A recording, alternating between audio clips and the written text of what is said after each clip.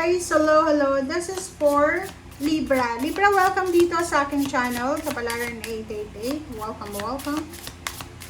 Alamin natin kung anong messages, vibration, gabay, energy para sa letting Libra, intuition. Wow! Makinig ka sa sinasabi ng iyong intuition, Libra. Makinig ka din sa sinasabi ng baraha mo kasi normally or usually yung mga readings, tarot readings ay minsan nagiging instrument siya ng spiritual helpers para makatulong sa iyo. So first is kailangan mo magtiwala sa kung ano yung sinasabi ng puso mo.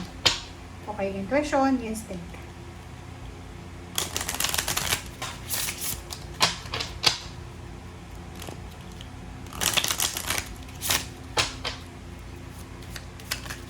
OMG.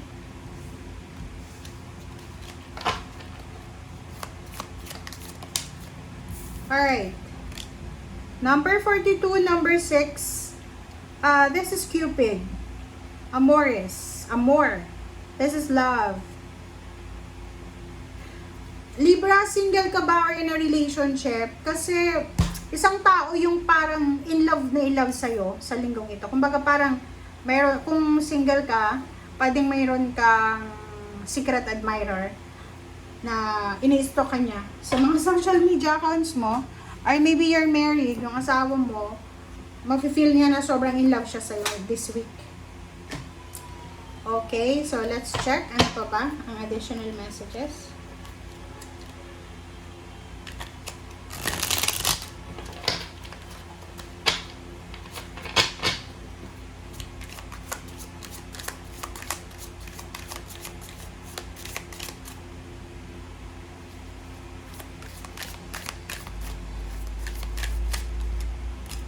Okay.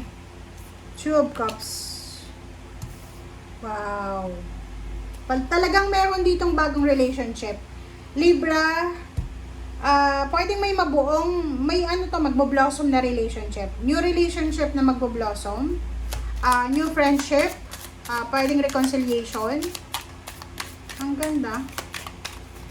Tingnan na natin.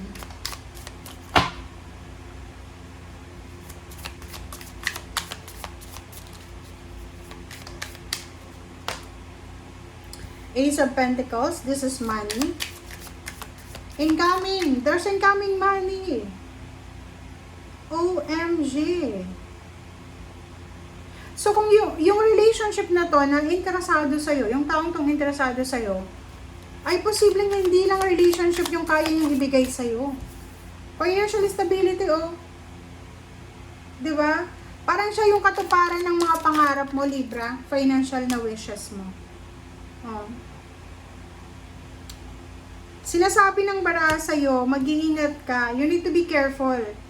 Kasi yung taong ito na nagkakagusto sa'yo, hindi ko alam bakit love life ba yung pumasok sa reading natin. Balasahin ko nga. Parang yung nagkakagusto sa'yo, ay hindi siya yung tipo ng tao na isa lang yung nililigawan niya or kung babae siya, yung sinasagot niya, parang two-timer siya. Or, yun, kailangan mag-iingat eh. Kasi, hindi masyadong, seryoso. Pinooperan ka ng pera. OMG. Sinasabi ng baraha sa'yo na kumalma ka. You need to calm yourself. Huwag kang magpadalos-dalos, Libra. Huwag kang magpapaniwala sa linggong ito. Ang nakikita ko sa'yo dito, merong nag-o-offer sa'yo, is either trabaho or negosyo or love life na parang taliwas siya sa pangarap mo. So, ang kailangan mo ang gawin, makinig ka sa sarili mo. Kasi intuition dito, ibig sabihin, ang dami-daming temptation na papasok sa buhay mo sa linggong ito. Halimbawa, yung gusto mong negosyo ay sari-sari store, tapos mayroong mga tao dyan na nagsasabi, naku, ang gawin mo na lang na negosyo is ganito, ganyan, wag nang sari-sari store, ganyan, ganito. So, kailangan maging matalino. Be patient. Huwag tayong masyadong magmamadali sa linggong ito. Kailangan mo ng pasensya. Okay? So, sinasabi ng baraha sa'yo dito, huwag tayong masyadong urukurada. Huwag tayong masyadong mabilis gumawa ng desisyon. Huwag tayong mabilis step up. Diba tama ba yun?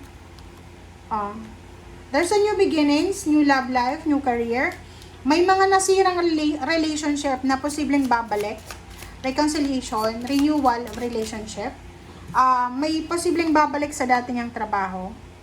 Nakikita natin dito, there's a good news about new job, new place of work.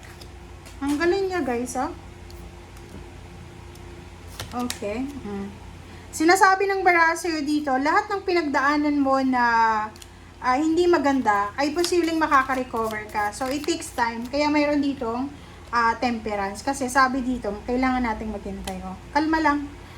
Pag-isipang mabuti, lahat ng desisyon, Libra. Ang mga baraha ngayon, ganito sinasabi ng Baraha dito na isang fire sign Leo Aries Sagittarius ang posibleng magiging temptation sa'yo sa mga decision mo. Asawa mo siya? Or pwedeng katrabaho, pwedeng boss. So, mag-iingat ka sa mga sinasabi ng mga taong yan. OMG. Talaga, confirm na confirm guys yung relationship dito. Bakit ba relationship yung lumabas? Hinahanap ko yung pera Kasi may nagtatanong ng tungkol sa pera.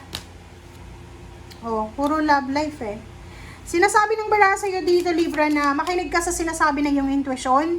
In terms of relationship, friendship, collaboration, huwag tayong padalos-dalos kasi pwede kang magsisi sa bandang huli. Devil. Kasi parang etong taong ito na papasok sa buhay mo, ay isa lang siyang patibong galing sa the devil. Lalo kung may asawa ka, tapos yung taong to, o-offeran ka ng trabaho, ng love life, sinasabi ng Baraha, huwag mong tatanggapin. Kahit masakit sa'yo, kasi baka na fall in love ka na, sinasabi ng Baraha, i-give up mo yan. I-give up mo kasi hindi yan maganda para sa'yo. Kasi nandito yung 5 of cups na sinasabi pagsisisihan mo sa bandang huli. Diba? Nandito yung 4 of swords Ibig sabihin niya, Libra, mag-isip ka. Okay? Pag-isipan mo siya ng 10 beses bago ka makipag-commit, bago ka mag-agree, bago ka mag-say yes, bago ka mag-say no. And kailangan mong i-prioritize yung intuition. Kasi minsan, sa sobrang aggressive, or sa sobrang gusto nating makaalis na sa kung ano man sitwasyon meron tayo, nagkakaroon tayo ng mga decision making na pinagsisisihan natin sa bandang huli. Okay?